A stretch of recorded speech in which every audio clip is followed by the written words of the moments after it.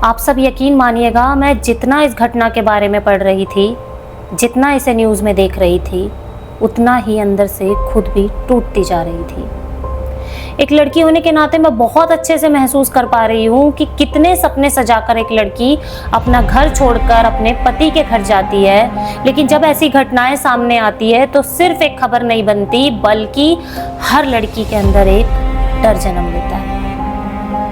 हर लड़की की रूह कांप जाती है ये सोचकर कि जिस रिश्ते को वो अपना सबसे सुरक्षित रिश्ता मानती है, अगर वही अनसेफ महसूस होने लगे तो आखिर वो जाए कहाँ। त्विषा शर्मा पूर्व मिस पुणे एक पढ़ी लिखी, आत्मनिर्भर, सपनों से भरी लड़की, जिसने सोचा था कि शादी उसके जीवन की नई शुरुआत होगी। कुछ गलत नहीं सोचा था, हर लड़की यही सोचती है।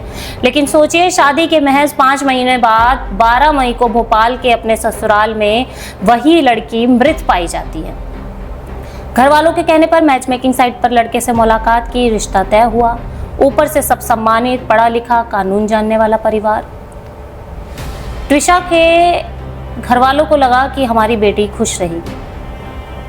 त्विषा के परिवार का आरोप है कि त्विषा अपनी प्रेगनेंसी रखना चाहती थी, लेकिन पति और ससुराल वालों ने चरित्र पर सवाल उठाए, बच्चे को अवैध बताया, दबाव बनाया और उससे मां बनने का अधिकार भी छीन लिया।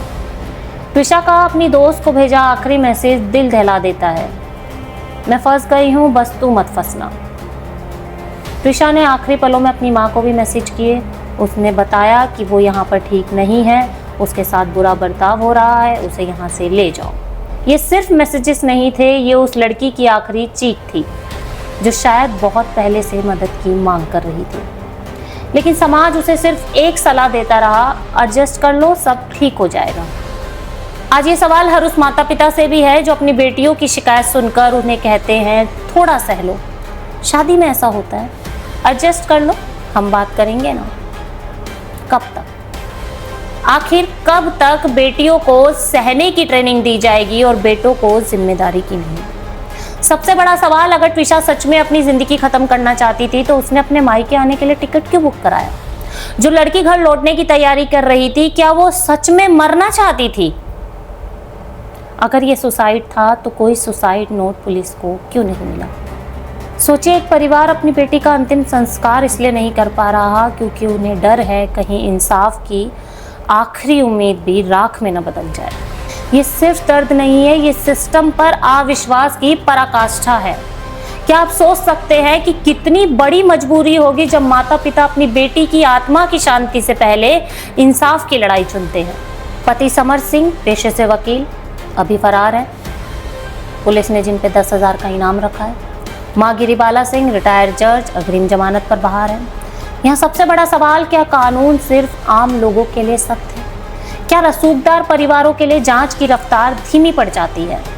सवाल ये भी है, क्या एक प्रभावशाली परिवार के खिलाफ सच को दबाया जाएगा?